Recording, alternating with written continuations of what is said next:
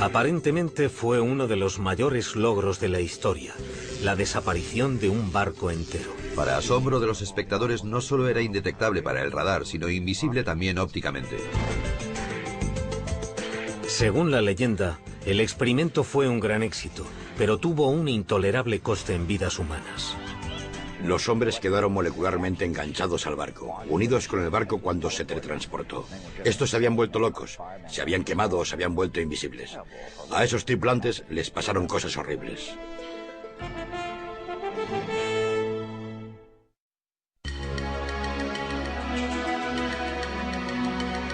Los barcos de guerra oxidados no suelen aparecer en las páginas de Playboy.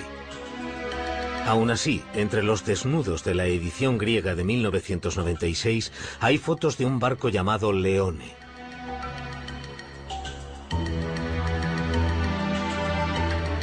El artículo tampoco es el típico de Playboy. Describe cómo el Leone, un destructor estadounidense de la Segunda Guerra Mundial, se desguaza tras medio siglo de servicio y casi 4 décadas con la Marina griega.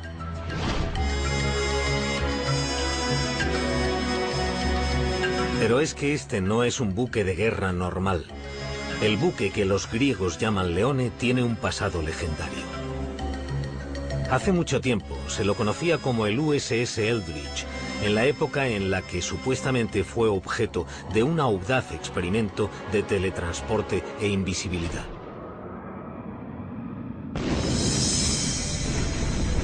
El experimento tuvo lugar durante los primeros años de la Segunda Guerra Mundial como contramedida contra los U-boats alemanes.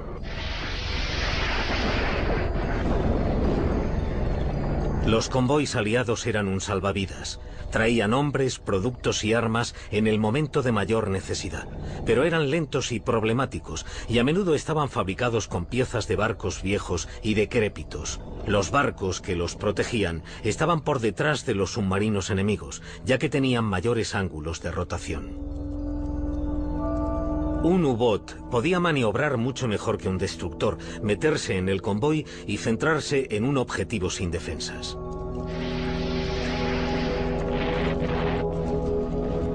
Solo en 1942 se torpedearon y se hundieron más de 1000 barcos aliados. Para combatir a los submarinos, la Marina estadounidense desarrolló un barco de guerra más manejable llamado destructor escolta. Un destructor escolta es un barco antisubmarino. Es como un destructor, pero no es tan rápido. Y tiene un radio de giro mucho más pequeño. Puede que no solo tuviera una mejor maniobrabilidad. Los que creen en el experimento Filadelfia dicen que había planes para darle al destructor escolta una gran ventaja sobre los submarinos. Invisibilidad. El supuesto invento de nada menos que Albert Einstein. Einstein, de hecho, trabajaba para la Marina en esa época. Oficialmente trabajaba en ideas para armas convencionales, incluyendo torpedos y minas submarinas. Pero eso era para ocultar el verdadero proyecto de Einstein, o eso dicen los que creen en la historia, entre ellos un supuesto testigo ocular del experimento llamado Carlos Allende. Según Allende, la Marina usó una variación de la teoría del campo unificado de Einstein, que en ese momento estaba supuestamente incompleta. Usaron la teoría del campo unificado para curvar la luz, para volver invisible el barco, porque estaba rodeado de una niebla electromagnética. También fue Allende el que desveló la identidad del presunto barco de pruebas, un destructor escolta llamado USS Eldridge. Ese salto a lo desconocido de la tecnología no se hizo sin miedos, o eso es lo que dice Alfred Bielek, que declara haber formado parte del equipo científico. Todos estábamos muy preocupados y debo añadir que desde 3 días antes, desde el 9º día, muchos de los que formábamos parte de ese equipo y trabajábamos en el proyecto tuvimos una extraña sensación que nos indicaba que algo iba muy mal. Sin embargo, en julio de 1943, en el muelle de Filadelfia, se dio el visto bueno al experimento. Alrededor del Eldridge se encendieron potentes campos electromagnéticos. A bordo, una reducida tripulación. Científicos y oficiales lo miraban desde una distancia segura. El único testigo ocular fue Carlos Allende, un marinero del Liberty. Y lo que afirma haber visto es un barco engullido por un fuego de San Elmo. Una niebla verde y densa.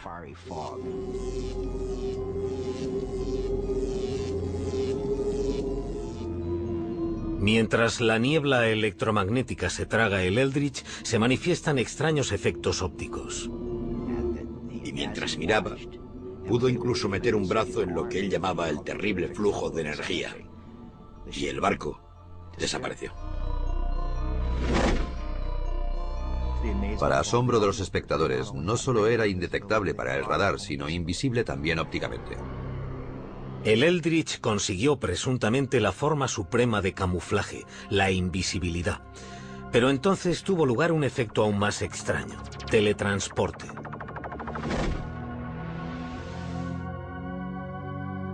Los cronistas del experimento Filadelfia no se ponen de acuerdo sobre si esto sucedió ese primer día o en una prueba posterior. Pero en lo que sí están de acuerdo es en que mientras el Eldridge empezaba a reaparecer, hubo un repentino fogonazo. Entonces el barco desapareció otra vez y simultáneamente volvió a reaparecer en el muelle de Norfolk, Virginia, a 500 kilómetros de distancia. Tras unos minutos desapareció de Norfolk y reapareció en medio de otra niebla verde cargada de ozono en Filadelfia. Tras ese milagroso viaje, el USS Eldridge regresó ileso. Pero el caso de la tripulación fue totalmente distinto. Los hombres quedaron molecularmente enganchados al barco, unidos con el barco cuando se teletransportó. Los hombres se volvieron locos, se quemaron o quedaron invisibles. Fue espantoso. A esos tripulantes les pasaron cosas horribles. A continuación, los asombrosos hechos que han sido encubiertos. Nunca les dijeron la verdad a las familias. Les dijeron que se habían perdido en el mar como parte del contingente de guerra. Era una afirmación muy creíble.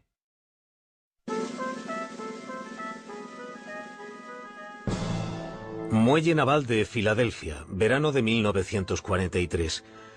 Según la leyenda, el USS Eldridge volvió tras ser teletransportado cientos de kilómetros. Cuando se materializó en la espesa y verde niebla, los observadores estaban alucinados por el logro. Pero su emoción se convirtió en horror. Las moléculas se habían mezclado, humanos y metal. Los miembros se habían fundido con los mamparos. Una visión espantosa. Lo primero que encontraron fue a dos marineros enterrados en la cubierta de acero. Estaban literalmente dentro del acero, muriéndose o casi muertos. Había dos más de pie en el mamparo, también enterrados en acero. El quinto hombre tenía la mano enterrada en el acero. Otros marineros habían desaparecido, se habían vaporizado. Los supervivientes tenían otros problemas debido a los poderosos campos electromagnéticos a los que habían estado expuestos. Los hombres se habían vuelto locos, se habían quemado o se habían vuelto invisibles. A esos tripulantes les pasaron cosas horribles. El problema era que el sistema nervioso humano no podía asimilar la exposición a campos magnéticos y eléctricos de ese nivel, y les causó daños neurales. El daño nervioso era tan grave que algunas de las víctimas fueron internadas mientras se las clasificaba como muertas en combate. Nunca les dijeron la verdad a las familias. Les dijeron que se habían perdido en el mar como parte del contingente de guerra. Era una afirmación muy creíble. En una de las versiones de la historia, los hombres eran susceptibles a algo llamado congelación, que era entrar y salir de la invisibilidad. Eso condujo al episodio más surrealista de la historia, nuevamente según Carlos Allende. En una taberna de los muelles había un grupo de marineros del Eldridge bebiendo. Una cosa llevó a la otra y estalló una pelea. Era una bronca de bar, pero con una diferencia. Los marineros aparecían y desaparecían.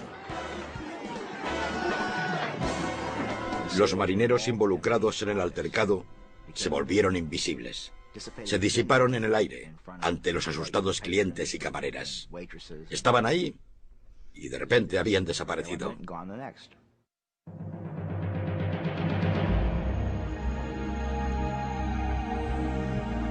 Enfrentados a estos extraños efectos y a la carnicería del Eldridge, se dice que la Marina desechó toda la operación. Se disolvió el equipo científico y se cancelaron los siguientes experimentos. Aparentemente, el diario de a bordo del Eldridge se alteró para mostrar que nunca había estado en el muelle de Filadelfia. Se obligó a los testigos a firmar juramentos de silencio draconianos. Y así terminó el experimento sobre invisibilidad y teletransporte de la Armada de la Segunda Guerra Mundial. El proyecto Rainbow, como se llamaba, se canceló, clasificado según algunos más allá del alto secreto. La leyenda dice que la Marina no había hundido el experimento lo suficiente. Una sombría figura se escaparía de sus elaboradas precauciones de seguridad para explicar la historia del experimento Filadelfia.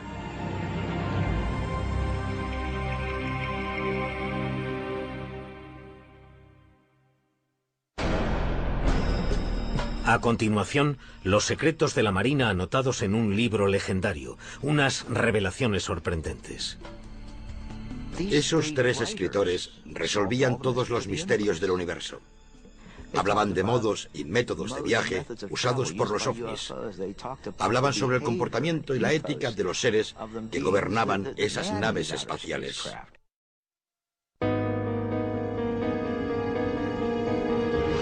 Cómo se originó la historia del experimento Filadelfia es una leyenda por derecho propio y tiene que ver con ovnis, oficiales navales visionarios y la curiosa vida y la misteriosa muerte de Maurice K. Jessup.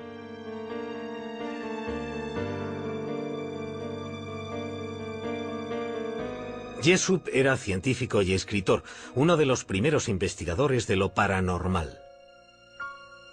Las cosas inexplicables le producían curiosidad y siempre pensó que la ciencia debía estudiar las excepciones, las irregularidades, creo que las llamaba, las cosas que no encajaban con las teorías.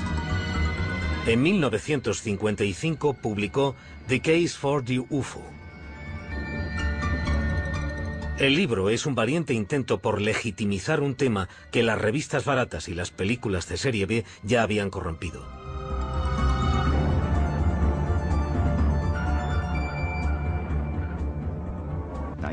Hay que entender que la época en la que Jessup se interesó por los ovnis era posiblemente la peor época para tener algo que ver con los ovnis. El gobierno tomaba duras medidas contra cualquier creyente.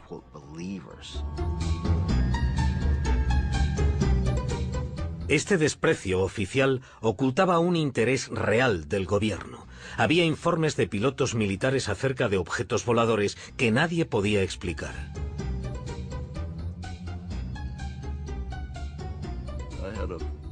Tenía un hombre trabajando para mí, un teniente llamado Bill Ditch, que era uno de mis trabajadores más brillantes. Estaba solo y miró a un lado y dijo que había algo volando en formación a su lado. Y estuvo allí durante 5 o 10 minutos y entonces, según él, se separó. Dijo que tenía forma de plato y que brillaba levemente. Los informes de ovnis de los pilotos de la Marina se enviaban al Proyecto Libro Azul, la investigación de las fuerzas aéreas, pero la Marina rara vez recibía alguna respuesta. Nunca nos dijeron absolutamente nada. Era una vía de una sola dirección. Para nosotros, era un hundimiento. Como las fuerzas aéreas les ponían trabas, algunos oficiales de la Marina iniciaron su propia investigación no oficial sobre los ovnis. Entre ellos estaba el teniente comandante George Hoover y el capitán Sidney Sherby de la Oficina de Investigación Naval. Un día de 1955, un objeto misterioso llegó al cuartel general de la oficina y despertó el interés de los oficiales. Venía en un simple sobre marrón y con un tríptico saludo. No tenía remitente. El sello era de Seminole, Texas, y por detrás, garabateado, decía Felices Pascuas. En el sobre había una copia de bolsillo de The Case for the UFO de Morris K. Jessup. Los márgenes estaban llenos de comentarios en tinta de 3 colores diferentes y aparentemente en 3 caligrafías diferentes. Si leías los comentarios garabateados en el libro, esa gente hablaba de que estaban en algún lugar de la superficie de la Tierra. Los alienígenas, si queréis llamarles así. Esos 3 escritores resolvían todos los misterios del universo. Hablaban de modos y métodos de viaje usados por los ovnis. Hablaban sobre el comportamiento y la ética de los seres que gobernaban esas naves espaciales. Los escritores también afirmaban conocer un proyecto ultrasecreto llevado a cabo durante la Segunda Guerra Mundial en el que había desaparecido un buque de guerra. Experimentos de campo de la Marina estadounidense. En octubre de 1943, según el libro, se producía la invisibilidad de un barco y su tripulación. Los resultados habían sido tan aterradores que por suerte habían detenido la investigación. Es la primera mención a lo que se conocería como el Experimento Filadelfia, el nacimiento de una leyenda. Los oficiales de la Marina se sintieron intrigados por el libro. Llamaron a Morris Jessup al cuartel general de la oficina para ver si el autor podía arrojar alguna luz sobre su origen. Jessup reconoció la caligrafía del libro. Era extraño, pero había recibido cartas escritas con la misma inconfundible letra. Estaban firmadas por un hombre que se identificaba como antiguo marino mercante, Carlos Allende. El estilo de escritura de Carlos Allende proclamaba que estaba loco. Aún así, quizás el hombre solo exageraba algo que había visto o había oído. Desde entonces, la gente se ha mostrado perpleja ante el aparente interés militar de alto nivel en un libro sobre los ovnis. Morris K. Jessup quedó asombrado por el interés de la Marina. Se dice que empezó su propia investigación sobre el experimento Filadelfia. En 1959 presuntamente hizo un gran descubrimiento e iba a compartirlo con un colega llamado Dr. Manson Valentine. En abril de 1959, Morris Jessup llamó a su amigo, el Dr. Valentine, y le dijo: creo que he encontrado algo que tiene que ver con el experimento Filadelfia, que he estado investigando, y quiero mostrarte lo que he encontrado. Quedaron para cenar y hablar de su investigación al día siguiente. Sin embargo, al día siguiente, el 20 de abril de 1959, se descubrió el coche de Jessup en un parque de Coral Gables, Florida. El motor aún estaba en marcha. Había una manguera que iba desde el tubo de escape al interior del coche. Dentro estaba Morris K. Jessup, que todavía respiraba, aunque murió poco después envenenado por el monóxido de carbono. Aparentemente suicidio. ¿Lo era? Es muy interesante que en lugar de ir a casa del Dr. Valentine, eligiera ir a un parque y presuntamente suicidarse. Desde entonces, la naturaleza de la muerte de Jessup ha sido muy controvertida. Algunos creen que le asesinaron por lo que sabía sobre el experimento Filadelfia. Otros dicen que se quitó la vida debido a su reciente divorcio y al hostil recibimiento de sus libros. Sigue siendo un misterio incluso para su hija. Ella cree que tenía muchas cosas por las que vivir, pero admite sinceramente que lo contrario también podría haber sido cierto. Su mujer, Marjorie, me llamó para decirme que había muerto. Y mi reacción en ese momento fue decir, ¿cómo lo ha hecho? Así que para mí debía de estar deprimido en ese momento. Es curioso, hasta que me lo ha preguntado no había pensado en ello, desde hace mucho tiempo. Pero dijo que había muerto y yo pregunté, ¿cómo lo ha hecho? Sea como sea, la muerte de Morris Jessup añade misterio y credibilidad al experimento Filadelfia. Es una historia muy triste. Pero que hiciera eso ayudó a propagar y autentificar los rumores de que había algo, que esto tenía algo de cierto.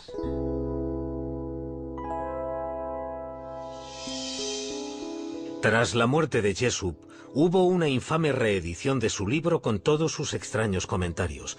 Se rumoreaba que contenía los comentarios de 3 extraterrestres. El público oyó hablar de la llamada edición Barrow, pero nadie consiguió un ejemplar. Se rumoreaba que la Marina guardaba el libro en secreto.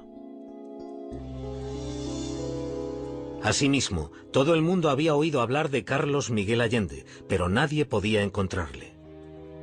La gente buscaba a Carlos Miguel Allende por todas partes, pero él no paraba de moverse. Cambiaban los pueblos, cambiaban los sellos, cambiaban las direcciones remitentes. Siempre se estaba moviendo. Creía que estábamos todos de acuerdo en que no se le encontraría, que era un hombre muy misterioso. Posiblemente temía por su vida debido a lo que había visto. Pero, ¿qué sabía en realidad ese hombre misterioso y qué tenía que ocultar la Marina?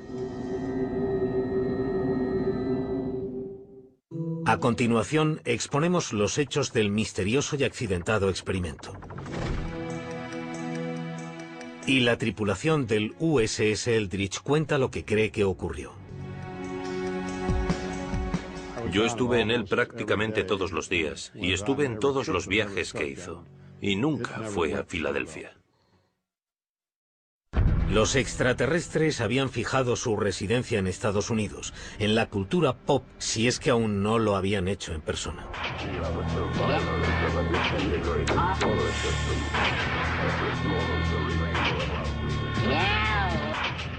Los ovnis, Roswell, los ovnis de los 50, Expediente X, Alien, más Alien, hombres de negro, monstruos del lago Ness, juguetes, camisetas, figuras, libros, juegos. Todo esto forma parte de la historia paranormal de los últimos 40 años. Todo está en mi mazmorra. Bienvenidos a mi mundo. Como muchos otros jóvenes investigadores de ovnis en los años 60, a Robert Gorman le fascinaba el hombre misterioso del experimento Filadelfia, Carlos Miguel Allende.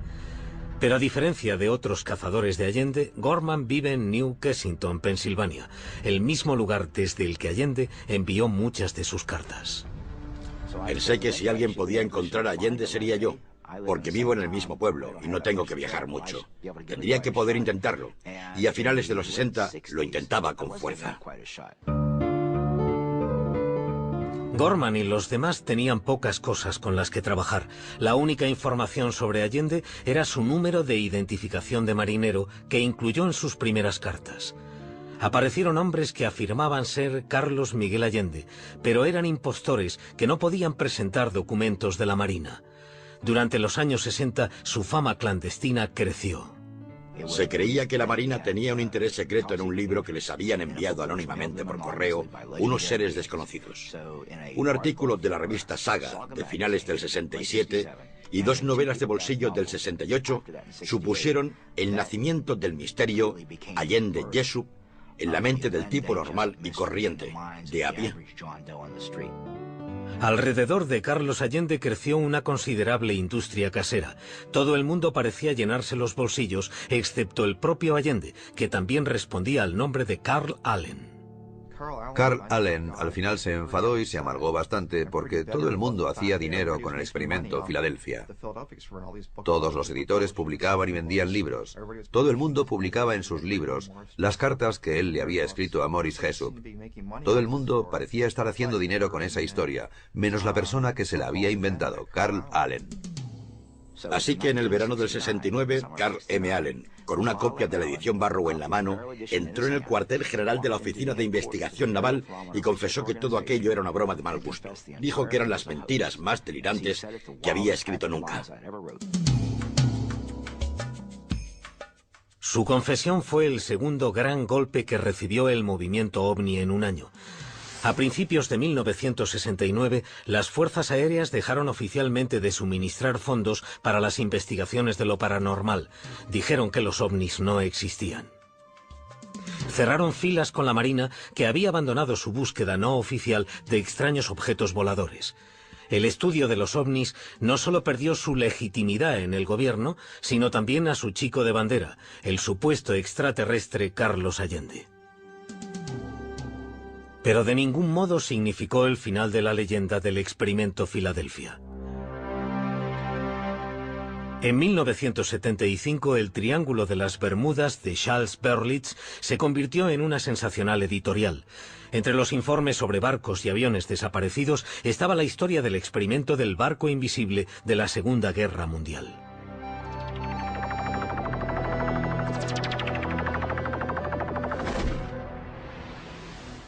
Cuatro años después, Berlitz igualó el éxito de ese libro con El misterio de Filadelfia. Él y William Moore, coautor de la obra, hicieron un refrito de los conocidos relatos de Carlos Miguel Allende.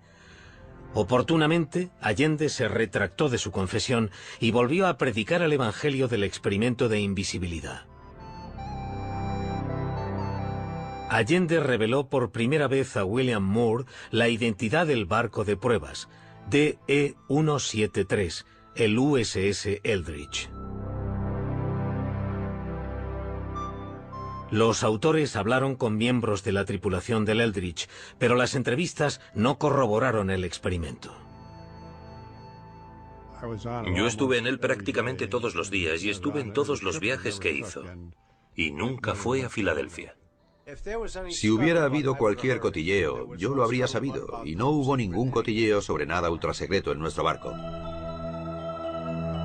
En lugar de aceptarlo, los autores teorizaron que el experimento había tenido lugar con una tripulación especial antes de que el barco fuera usado oficialmente.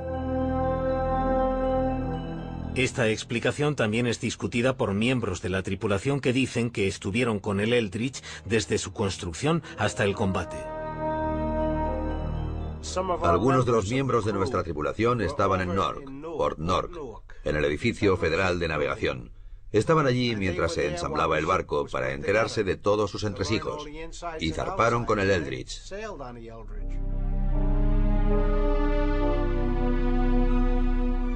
Mientras los miembros de la tripulación ridiculizaban la idea del experimento Filadelfia, el público lo aceptaba con entusiasmo. El libro fue otro éxito. Mientras se reavivaba el interés sobre este asunto, el hombre que se ocultaba tras él fue finalmente desenmascarado. Sucedió gracias a una increíble coincidencia. Robert Gorman y Carlos Allende vivían en el mismo pueblo, New Kensington, Pensilvania. En 1979, Gorman hablaba con un vecino, un hombre llamado Allen, que de repente le reveló que era el padre de Carl Allen, alias Carlos Miguel Allende, y que tenía documentos para demostrarlo. Me dijo: Carl nos envía cosas continuamente. Deje que vaya a buscar algunos de sus papeles. Desapareció y volvió al cabo de un momento con una caja bastante grande, pesada, con 2 asas. Y me dijo: tome, puede usar todo lo que hay aquí dentro. Sírvase usted mismo. Miré, aunque me sentía bastante escéptico. No sé por qué me sentía escéptico. Y la abrí y había un fajo de papeles de marinería. Y miré una esquina y vi esos hermosos números: 7416175. El mismo número que había enviado en la postdata de una carta a Jesús. Y supe que tenía el material auténtico, que no era un impostor. Fue un momento increíble. Sabía que tenía el material auténtico. Carlos Miguel Allende.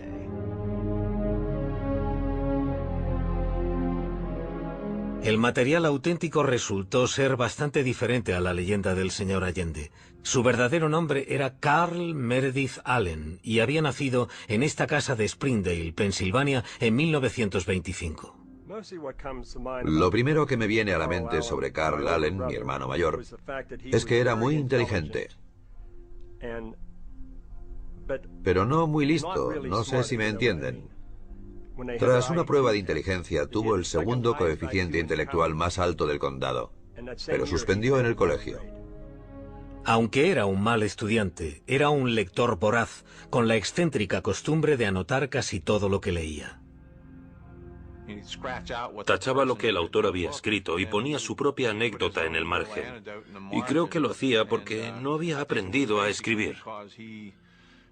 Así que se limitaba a cortar y pegar lo que otra persona había escrito. Se compraba un libro, lo llenaba de comentarios y lo enviaba por correo a alguien que pensaba que podría estar interesado en lo que él había escrito. Que garabateara The Case for the UFO y lo enviase al cuartel general de la Marina es típico de Allen. Pero fue un tiro a ciegas que dio en la diana, desencadenando una impresionante reacción en cadena. La Marina llamó a Jessup por casualidad. Jessup conservaba las cartas. Los dos hombres, fuera de servicio o no, decidieron reproducir el libro, lo que generó el rumor de que el libro con las anotaciones circulaba entre las personas más poderosas. Y después, Jessup se suicidó. Robert Gorman concluyó que el experimento Filadelfia no era nada más que un fantasma. En 1980 publicó un artículo en la revista Fate titulado Alias Carlos Allende, en el que revelaba que el nombre era Allen, no Alien. Descubrió lo que cuesta matar una leyenda. Envié preguntas a diferentes e importantes personalidades relacionadas con los ovnis, gente que dirigía revistas, y lo que recibía era más que una simple evasiva. Casi me ponían en la lista negra. Todo iba bien cuando escribía artículos a favor de los ovnis y sobre los hombres de negro y los misterios del universo, pero no querían saber nada de Carlos Allende. El propio Allende contestó con amenazas de muerte. En el reverso de un sobre que envió a su padre, incluso mencionaba que el único motivo por el que no había matado a Gorman era porque aún no lo había atrapado. De hecho, ambos hombres acabaron por conocerse personalmente, pero en persona Allen era cualquier cosa menos intimidante. Probablemente el anticlímax de mi vida haya sido conocer al Carlos Allende de carne y hueso, porque no supuso nada mágico para mí. No me interesaba, no me intrigaba el destructor desaparecido, no me intrigaba saber si era un extraterrestre, porque sabía la verdad. ¿Fue el descrédito de Allen como testigo presencial el final del experimento Filadelfia o realmente ocurrió algo en 1943?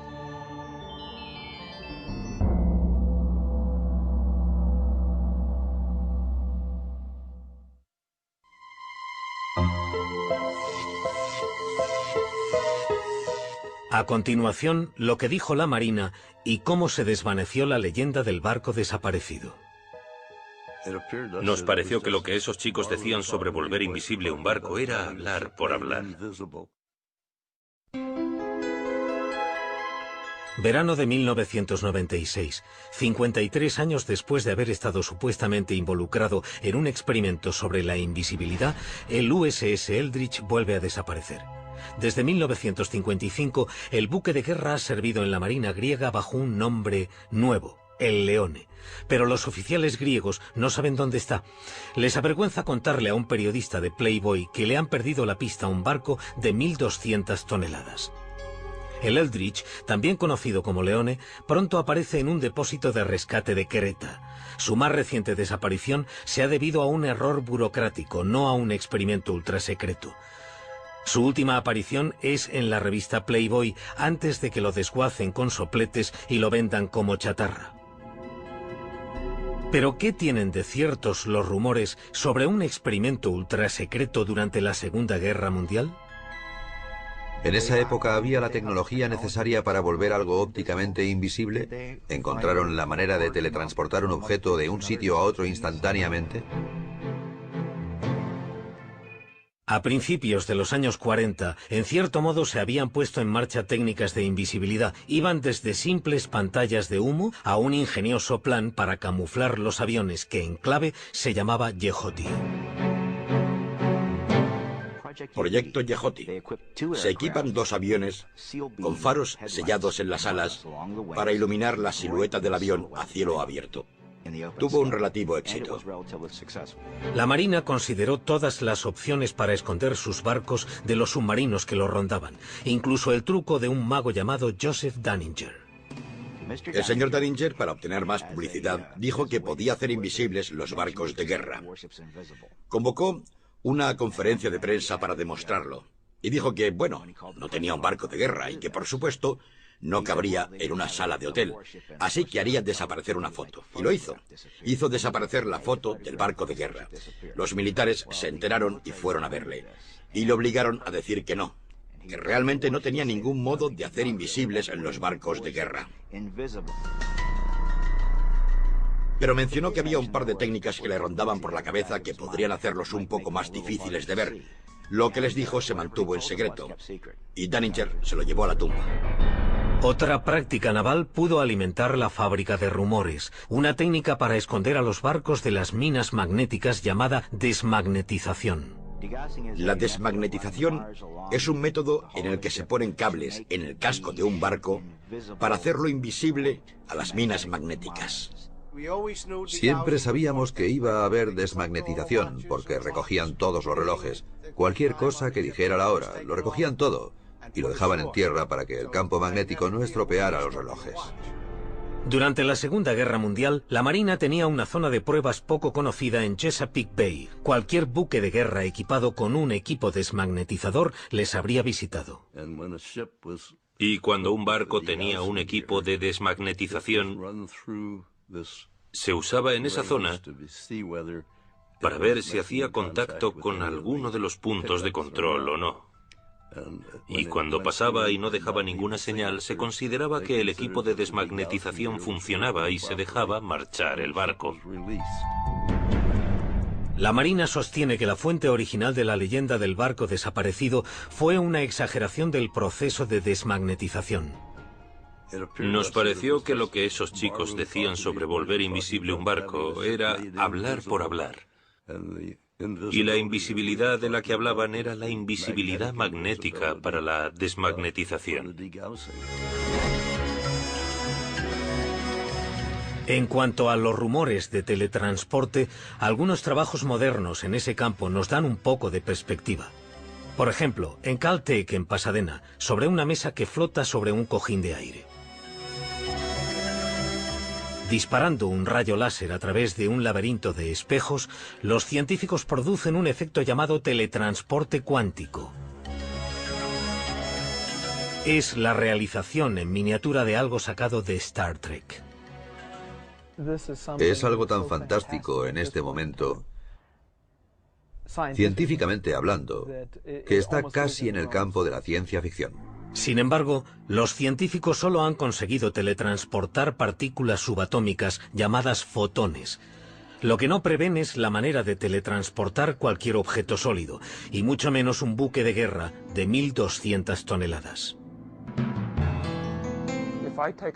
Si cojo un estado arbitrario de 300 partículas cuánticas, solo para escribir qué es ese estado, necesito más información que partículas hay en el universo. La idea de teletransportar un sistema material de cualquier medida está muy lejos de las capacidades técnicas de cualquier futuro previsible. Hay un pequeño pero intrigante punto de contacto entre el teletransporte y la historia del experimento Filadelfia. Se dice que fue Albert Einstein el que ideó el experimento, y el teletransporte cuántico utiliza un principio que Einstein llamaba acción a distancia, que es una misteriosa interrelación entre objetos distantes. Él fue el primero en señalar la existencia de ese recurso en un artículo de 1935. En un contexto totalmente diferente, no para usarlo como teletransporte. En realidad lo había sugerido como contraejemplo de la teoría de la mecánica cuántica. Aunque él no lo pretendiera, la teoría de Einstein se convirtió en una de las inspiraciones del teletransporte cuántico. Los hechos demostrables que hay en el experimento Filadelfia son muy pocos. Y aún hay algunas preguntas sin respuesta. ¿Por qué la Oficina de Investigación Naval se interesó por un libro sobre ovnis que contenía la historia de un barco de la Marina desaparecido? ¿Y por qué se suicidó el autor de ese libro en el momento en que iba a revelar todo lo que sabía? La historia del experimento Filadelfia ha sobrevivido al descrédito de su creador, Carl M. Allen. Ha vivido más que el propio Allen, que murió en un asilo de Colorado en 1994. El misterio y el mito continuaron evolucionando.